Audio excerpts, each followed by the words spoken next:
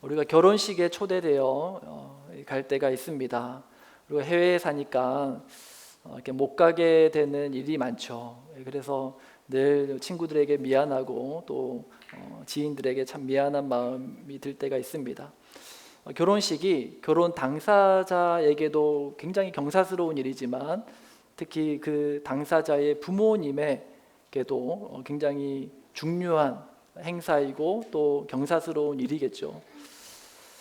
그래서 정작 결혼식에는 결혼하는 당사자의 지인들보다 그의 부모님들의 지인들이 많이 초대되어 오는 것을 보게 됩니다. 부모님들이 그동안 이제 뿌려놓았던 씨앗들을 다시 또 이제 거두어 드리는 때 아닙니까? 예수님 당시 고대 근동의 결혼 문화도 그 비슷했던 모습을 우리가 본문을 통해서 보게 됩니다. 예수님께서 천국에 관해서 말씀하시면서 한 가지 비유로 설명을 하십니다. 2절 말씀 보시면 천국은 마치 자기 아들을 위하여 혼인잔치를 베푼 어떤 임금과 같다라고 말씀합니다. 자, 이 임금은 아들을 위하여 혼인잔치를 베풀었고 또 그 혼인잔치에 초대하기 위해서 종들을 3번 보내서 이제 하객들을 초대를 합니다. 그리고 이 3번은 무엇을 의미하는가? 이 땅의 사람들에게 이제 혼인잔치가 벌어질 그 하나님 나라에 들어가는 그러한 은혜의 기회가 되는 그러한 것을 의미하기도 합니다. 하나님의 나라는 내가 가고 싶다고 마음대로 갈 수 있는 곳이 아니죠. 그 나라의 주인의 허락 없이는 갈 수 없는 곳입니다. 그런데 그 나라의 주인이 공식적으로 그 나라로 초청해 주는 일이 3번에 걸쳐서 일어난 것입니다. 자, 왕의 첫 번째 초청은 3절에 기록되어 있습니다. 우리 3절 말씀 함께 읽겠습니다. 시작. 그 종들을 보내어 그 청한 사람들을 혼인잔치에 오라 하였더니 오기를 싫어하거늘. 왕의 첫 번째 초청은 굉장히 간단합니다. 혼인잔치에 오라, 이 한마디 말이었습니다.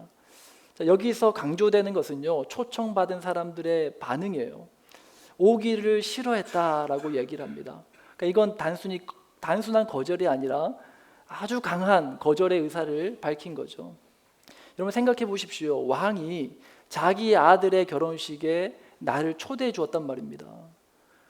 여러분 상식적으로 생각해 보았을 때 이건 어떤 일이에요? 너무나도 기쁜 일이죠. 가문의 영광 아닙니까? 그런데 사람들은 이 청첩장을 받아들고는 그 자리에서 청첩장을 찢어버리는 그런 행태를 보였다라는 것이죠. 이것은 무엇을 말합니까? 하나님이 모든 수단과 방법을 가리지 않고 사람들에게 하나님의 나라를 계시해 주셨지만 사람들은 하나님을 그 마음에 두기를 싫어한 것을 말하는 겁니다. 여러분 성경은 창세로부터 모든 사람들에게 하나님이 만든 이 피조 세계를 보고 하나님의 능력과 신성을 알도록 해주셨다라고 말씀하죠. 로마서 1장 20절에 그렇게 말씀을 하고 있습니다. 창세로부터 그의 보이지 아니하는 것들 곧 그의 영원하신 능력과 신성이 그가 만드신 만물에 분명히 보여 알려졌나니 그러므로 그들이 핑계하지 못할지니라. 그 살면서 누구나 한 번쯤은 창조주가 있을까? 신이라는 존재가 있을까? 이런 고민하지 않습니까? 하나님은 모든 사람들 마음 안에 이와 같은 신을 인식할 수 있는 어떤 양심이라는 마음을 두셨다라는 것입니다.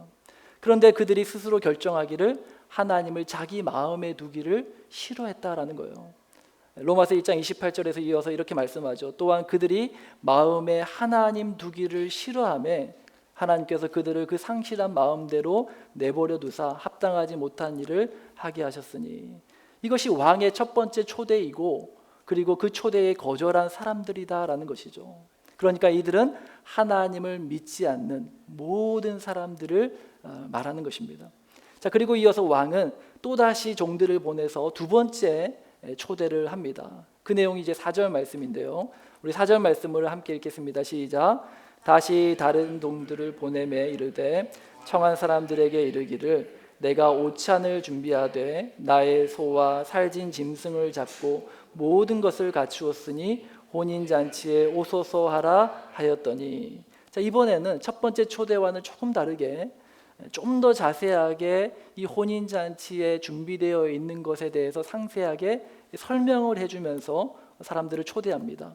최고급 호텔 뷔페가 부럽지 않은 만찬을 준비했고, 또 최고급 한우와 각종 해산물들이 준비되어 있으니까, 그리고 결혼식에 참여할 때 여러분들에게 필요한 모든 것들을 다 갖추었습니다. 그러니 오셔서 결혼식에 참여해 주세요라고 그렇게 설명을 했습니다. 그런데도 사람들은 어떻게 합니까? 돌아보지도 않았어요. 그리고 누구는 자기 밭으로 가고, 어떤 사람은 자기 사업하러 간다고 가고, 그리고 남은 자들은 왕이 보낸 종을 잡아 죽이기까지 했습니다. 왕이 그 사실을 알고 군대를 보내어서 그들을 진멸하고 그 동네를 모두 불태워 버립니다. 이것은 무엇을 말하는 걸까요? 하나님께서 이스라엘이라는 나라를 택하셔서 그들에게 자신을 직접 계시해 주셨어요. 아브라함이라는 사람을 택하셔서 그와 약속을 맺으시고, 모세를 통하여 율법이라는 아주 방대한 하나님의 계명도 상세하게 조목조목 자세하게 설명해 주셨습니다. 많은 사람들은 그 하나님의 말씀에 믿음으로 반응했어요. 하지만 더 많은 사람들은 하나님의 초대에 거절을 했습니다. 그 결과 어떻게 됩니까? 하나였던 이스라엘이 남과 북으로 분열되죠. 그들은 하나님의 말씀에 순종하지 않고 무시했습니다. 우상 숭배에 빠졌습니다. 자신들의 왕국을 세우기에 바빴어요. 그리고 하나님의 말씀을 전하는 선지자들을 잡아 죽이기까지 했습니다. 결국 그들은 하나님이 보낸 군대들, 바벨론, 아수르, 로마에 의해서 멸망당하게 되어버렸죠. 자, 세 번째 왕의 초청이 이어집니다. 두 번째 초청을 거절했던 사람들로 인해서 충격을 받았는지 이번에는 좀 더 특단의 조치를 취하는 것을 볼 수 있습니다. 9절과 10절 말씀인데요, 우리 함께 읽겠습니다. 시작. 내 거리 길에 가서 사람을 만나는 대로 혼인잔치에 청하여 오라 한데, 종들이 길에 나가 악한 자나 선한 자나 만나는 대로 모두 데려오니 혼인잔치에 손님들이 가득한지라. 자, 내 거리 길에 가서 사람들을 만나는 대로 데리고 오라. 사방팔방 세계 열방까지 가서 만나는 모든 사람들에게 이 소식을 전해서 그들을 초대하라라는 것입니다. 이스라엘에게만 국한되었던 그 하나님 나라로의 초대를 이제는 모든 이방인에게까지, 세계 열방 땅끝까지 이르러 그 복음이 확장됨을 말하는 겁니다. 우리가 받은 초대가 이거라는 거예요.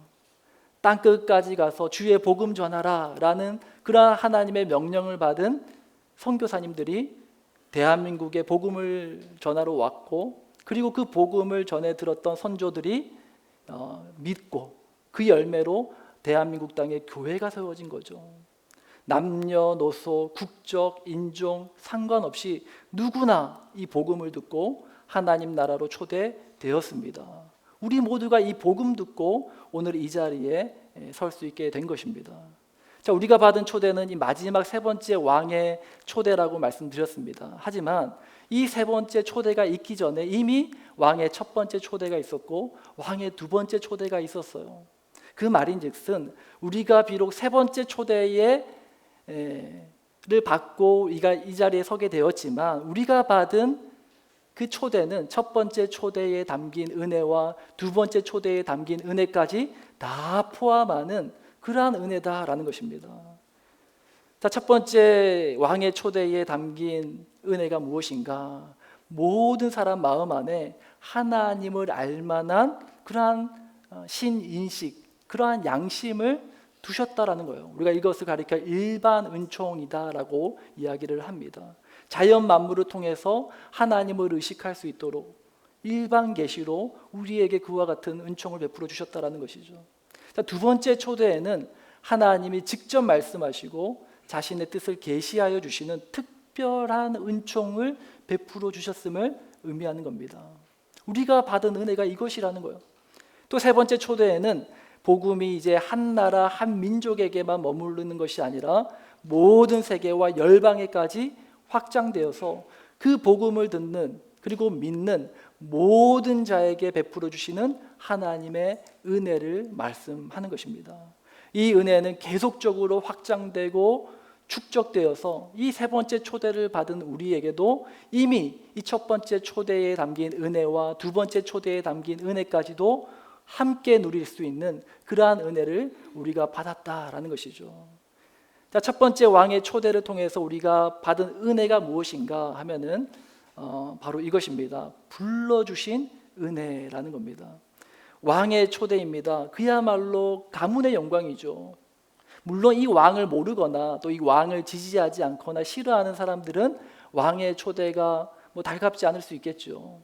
그러나 이 왕을 아는 자들, 또 왕을 좋아하는 자들, 그 나라의 백성들에게는 이 왕이 자기 아들의 결혼식에 초대해 주었다라는 것은 엄청난 영광이죠. 그 부름의 값어치는 상상을 초월합니다. 예전에 제가 설교 때 그런 말씀을 드린 적 있잖아요. 워렌 버핏과의 한 끼 점심 식사로 경매를 걸었는데 2022년에 한 끼 점심 식사에 얼마에 낙찰되었다고요? 1,900만 달러. 하나로 계산하면 2,450억 원. 말도 잘 안 나오네요.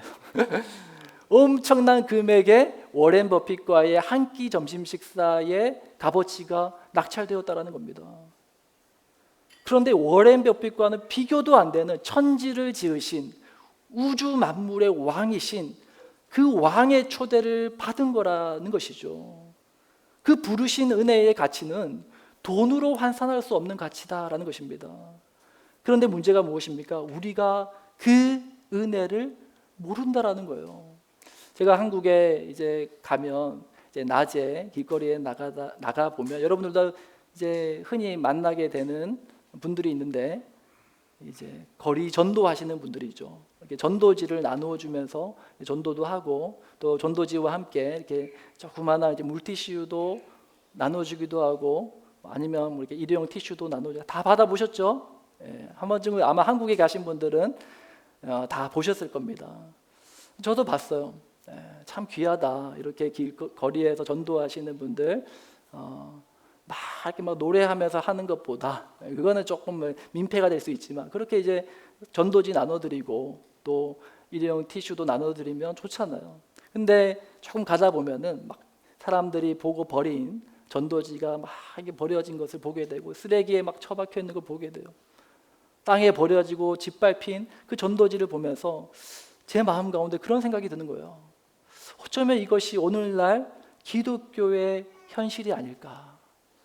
복음을 전합니다. 복된 소식, 기쁜 소식, 왕의 초대를 세상에 선포해야 되는데 선포하는 것이 아니라 어쩌면 우리가 붙잡고 애원하는 거예요. 좀 와주세요, 와주세요.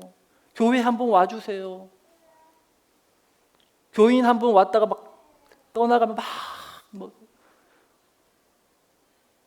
세상 사람들은 그 왕의 초대를 무가치하게 그냥 찢어버리고 있는데 사람들은 막 애원하는 거예요. 그러나 기억하시기 바랍니다.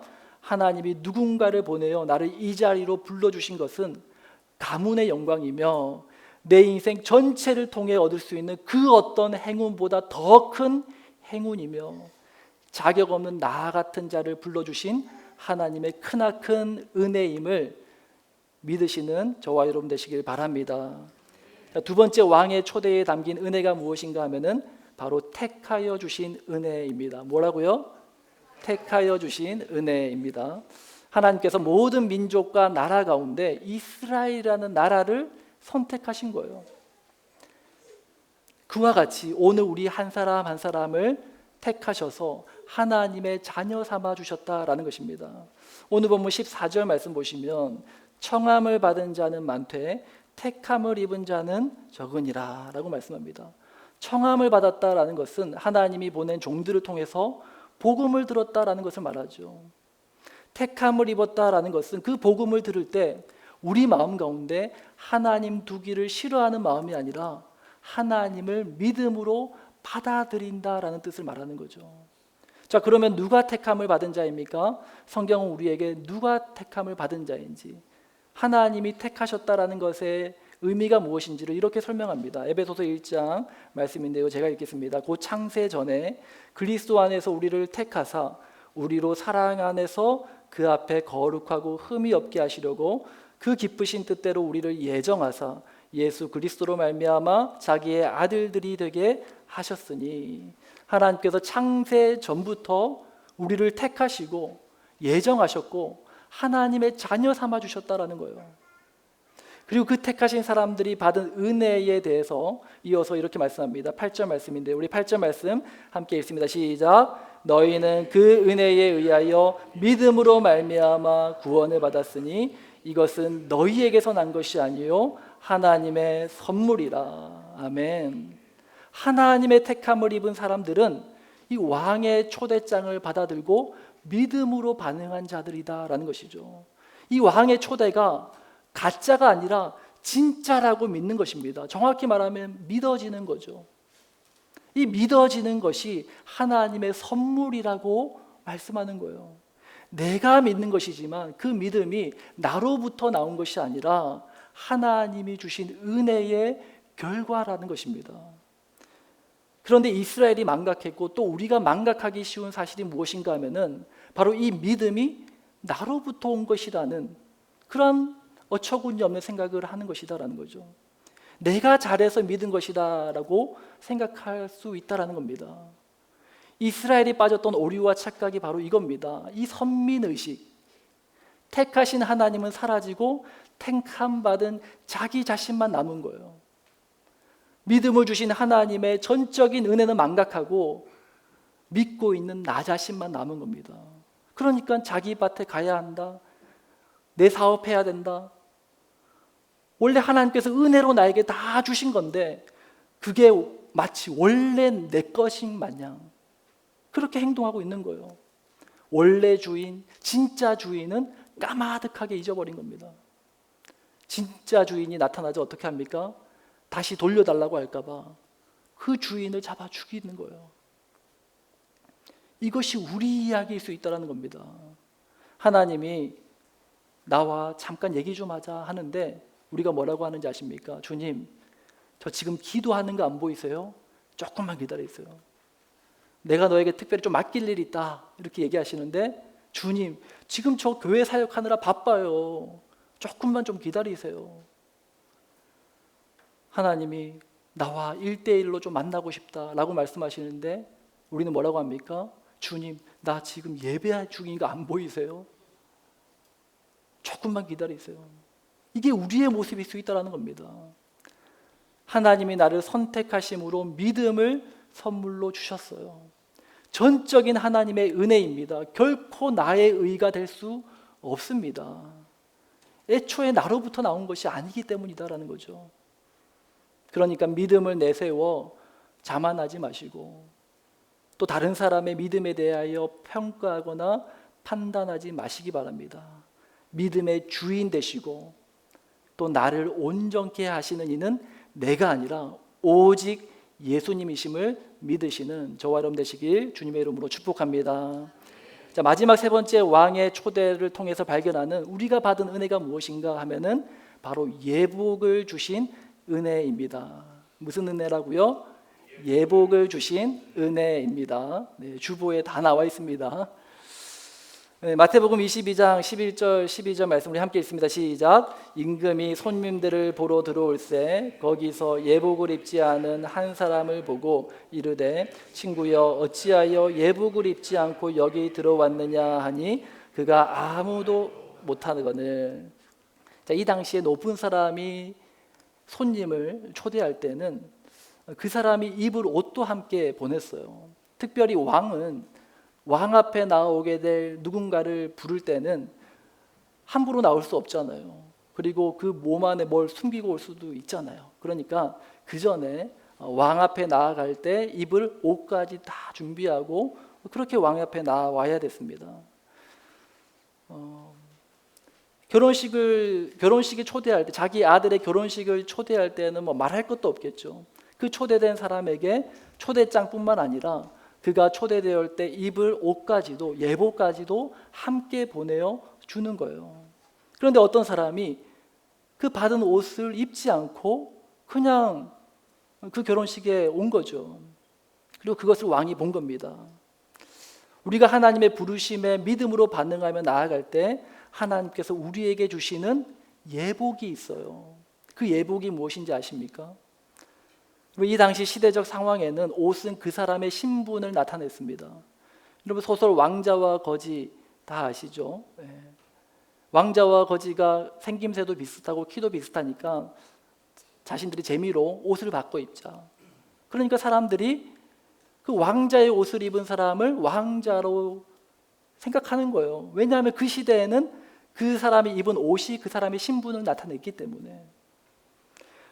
그리고 무슨 옷을 입느냐가 그 사람의 자세와 태도, 말과 행동에도 영향을 끼칩니다.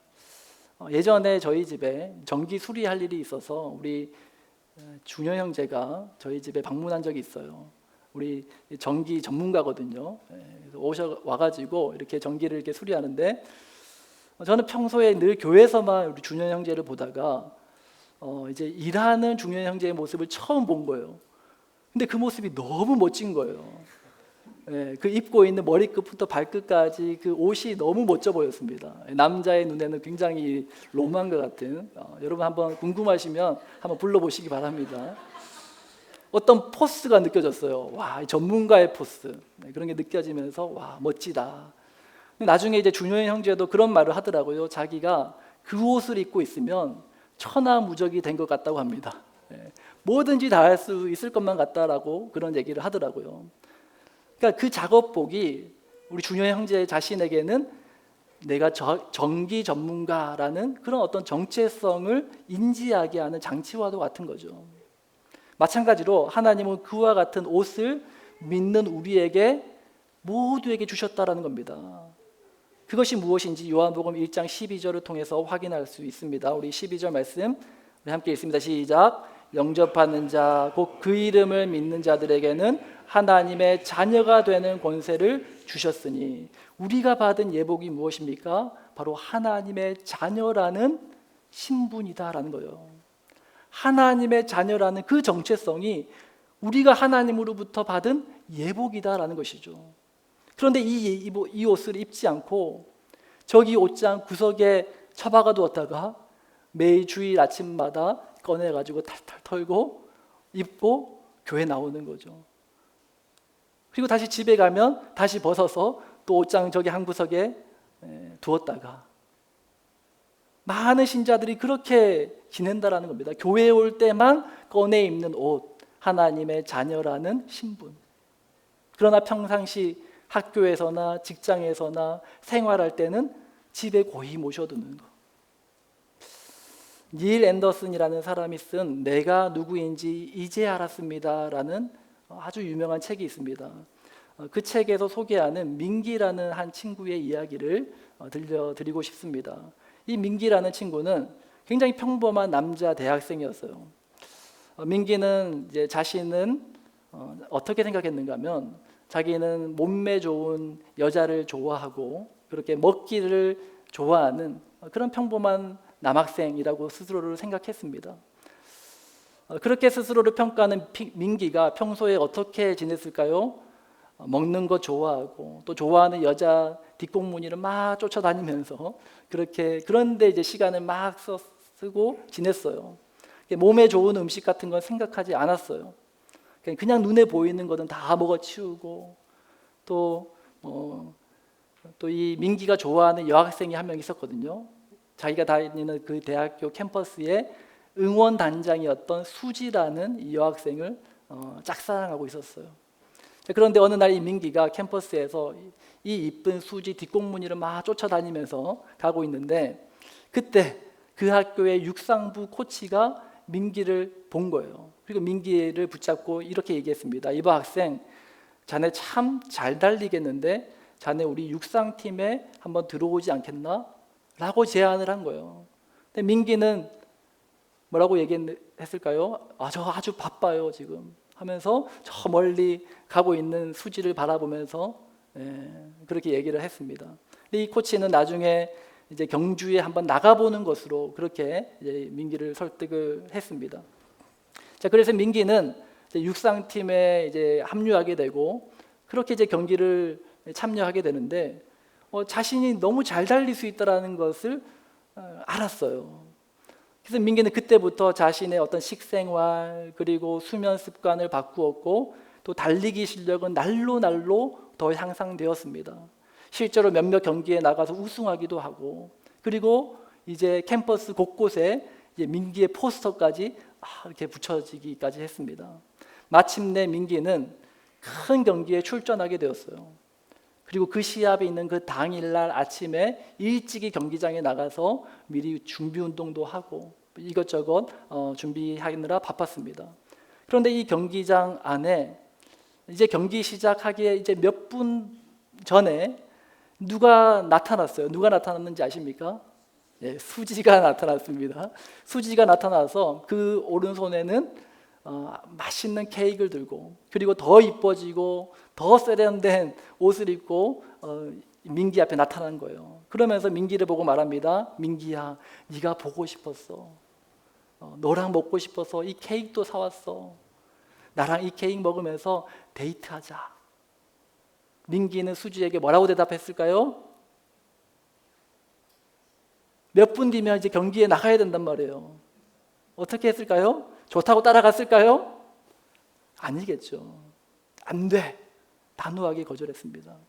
수지가 어리둥절하면서 물어요. 왜 안 돼? 너 나 좋다고 했잖아. 그때 민기가 대답합니다. 왜냐하면 나는 선수이기 때문이야. 민기에게 무엇이 달라졌습니까? 자기 자신에 대한 인식이 바뀐 거예요. 전에는 그냥 먹는 거나 좋아하고 좋아하는 여자 뒷공무니만 쫓아다니는 그런 평범한 남학생이었는데 이제는 아닌 거예요. 학교를 대표하는 육상 선수라는 자기 정체성이 새로 생겼다라는 겁니다. 내가 누구인가 하는 그 정체성이 내 인생을 결정하는 거예요. 그리고 내 살아온 그 인생이 내 이후에 나의 영원한 인생을 결정하는 것입니다. AD 4세기에 살았던 어거스틴이라는 굉장히 유명한 신학자가 있어요. 이 사람이 쓴 책 중에 참회록이라는 그런 책이 있습니다. 이 사람은 어려서부터 굉장히 방탕한 삶을 살았어요. 도박, 술에 중독되어 살았고요. 그리고 여자에 빠진 건 대다수고 이단에도 굉장히 심취했다가 온갖 향락에 빠져 살았던 사람이 어거스틴이라는 사람이었습니다. 근데 이 어거스틴에게는 굉장히 믿음 좋은 어머니가 있었죠. 이 어머니는 아들의 영혼을 위해서 날마다 눈물로 기도했어요. 그 어머니의 그 기도 때문이었는지 어느 날 이 어거스틴이 드디어 자신의 지난 날에 그 지었던 죄를 참회하게 돼요. 온갖 눈물을 쏟으면서 자신의 죄를 고백합니다. 그리고 그의 귀에 아주 또렷하게 이런 음성이 들리는 거예요. 톨레레게, 톨레레게. 그 뜻은 들고 읽어라, 들고 읽어라. 어거스틴은 눈앞에 놓여있는 성경을 집어서 들고 읽었다고요. 그때 그가 읽었던 말씀이 로마서 13장 13절 14절 말씀이었습니다. 낮에와 같이 단정히 행하고 방탕하거나 술 취하지 말며 음란하거나 호색하지 말며 다투거나 시기하지 말고. 14절 말씀 함께 있습니다. 오직 주 예수 그리스도로 옷 입고 정욕을 위하여 육신의 일을 도모하지 말라. 오직 주 예수 그리스도로 옷 입는 것만이 우리에게 다가오는 모든 죄의 유혹, 술 취하고 방탕하고 음란하고 호색하고 다투고 시기하고 이 모든 죄를 이길 수 있는 능력이 된다라는 겁니다. 주 예수 그리스도로 옷 입는다. 무슨 뜻인지 아십니까? 내가 누구인지를 정확하게 알고 고백하는 것을 말하는 겁니다. 주는 그리스도시요 살아계신 하나님의 아들이라고 고백하는 것을 말하는 겁니다. 나는 택하신 족속이요 왕 같은 제사장이요 거룩한 나라요 그의 소유된 백성임을 알고 믿음으로 고백하는 거예요. 그것이 바로 주 예수 그리스도로 옷 입고 사는 것을 말하는 것입니다. 여러분 오늘 아침에 아침은 아니죠. 우리가 오후에 예배드리니까 집에서 나서면서 샤워하고 또 이쁜 옷을 입고 나오면서 어떻게 하셨습니까? 거울 한번 쫙 보고 마음에 드는 내 모습을 셀카도 한번 찍고 그러면서 밖을 나오잖아요. 영적으로 예수로 옷 입고 산다는 것도 똑같습니다. 매일 하루를 시작하면서 하나님의 자녀라는 옷을 딱 입고 말씀이라는 거울 앞에 서서 내 모습을 보는 거예요. 그리고 묵상 노트에 기록하면서 셀카도 찍는 거예요. 그렇게 사는 것이 주 예수 그리스도로 옷 입고 사는 것이다 라는 겁니다. 말씀의 결론을 맺습니다. 우리는 어떤 은혜를 입은 자입니까? 하나님의 부르심의 은혜를 받은 자입니다. 그리고 그 부르신 자들 가운데 하나님의 특별 은총으로 택함을 입은 자들이다 라는 것이죠. 그리고 하나님은 우리를 예수 그리스도로 옷 입혀 주시면서 하나님의 자녀라는 권세를 우리에게 주셨다라는 거예요. 이것들은 공짜로 거저 주신 하나님의 은혜입니다. 그렇지만 결코 값싼 싸구려 복음이 아니라는 것입니다. 이 놀라운 은혜를 우리에게 주시기 위해서 하나님은요, 어떤 대가를 치르셨습니까? 자기 독생자를 그 희생의 값으로 지불하셔야 됐어요. 우리에게 값없이 공짜로 주신 것이지만 그러하기 위해서 그 아들 독생자 예수 그리스도의 생명을 지불하셔야 되더라. 우리가 받은 이 놀라운 은혜를 우리가 날마다 기억하고 매일 아침 집을 나설 때마다 하나님의 자녀라는 그 신분 예수 그리스도로 옷 입고 날마다 감사하며 살아가는 우리 모든 하늘샘교회 성도님들 되시기를 주님의 이름으로 축복합니다. 이 시간에 말씀을 생각하면서 우리 찬양하고 또 기도하며 나가겠습니다.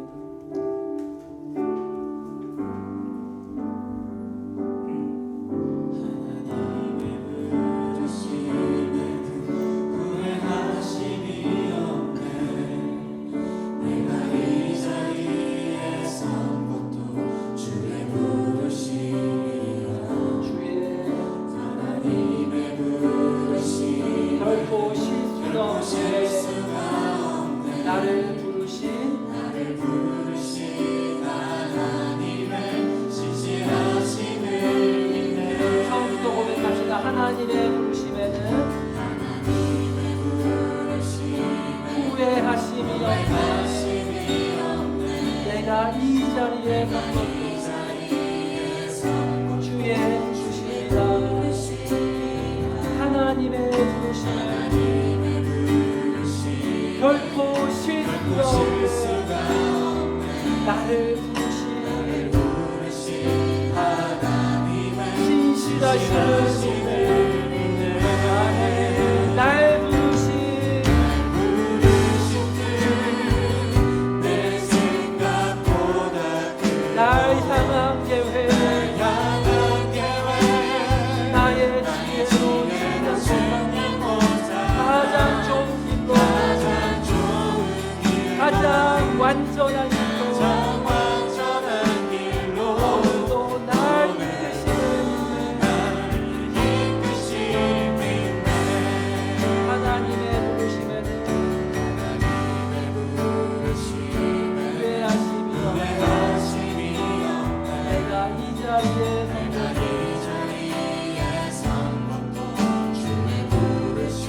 하나님의 부르심에 결코 실수가 없네.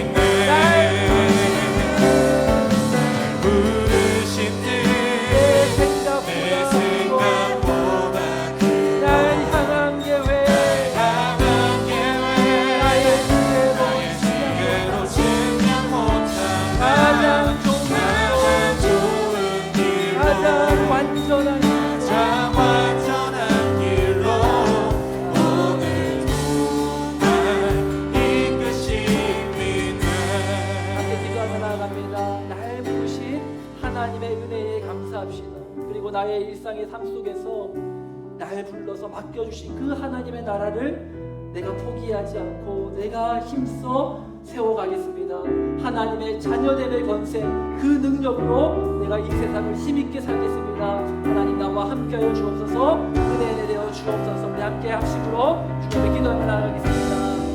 오 주님,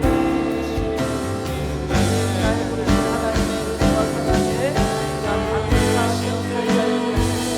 나의 일상의 삶 가운데 날 불러서 맡겨주신 나의 가정과 직장과 이 교회를 우리가 감사하며 돌아가게 하여 주옵소서. 하나님의 자녀됨의 권세를 우리가 누리며 그 능력으로 이 세상을 살아가는 우리의 삶이 되게 하여 주옵소서. 예수로 옷 입고 살겠습니다. 그리스도로 옷 입고 살겠습니다. 주님과 합하여서 주님과 연합하여서 그리스도로 옷 입고 살겠습니다. 내가 누구인지를 톡톡히 알고 살겠습니다.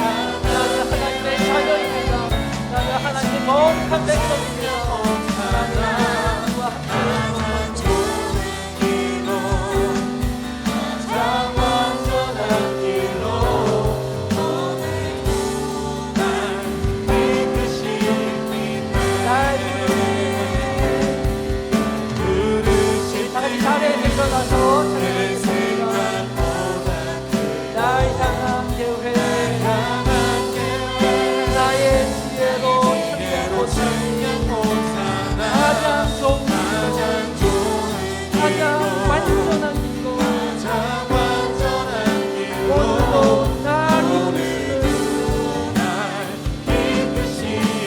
고백합시다.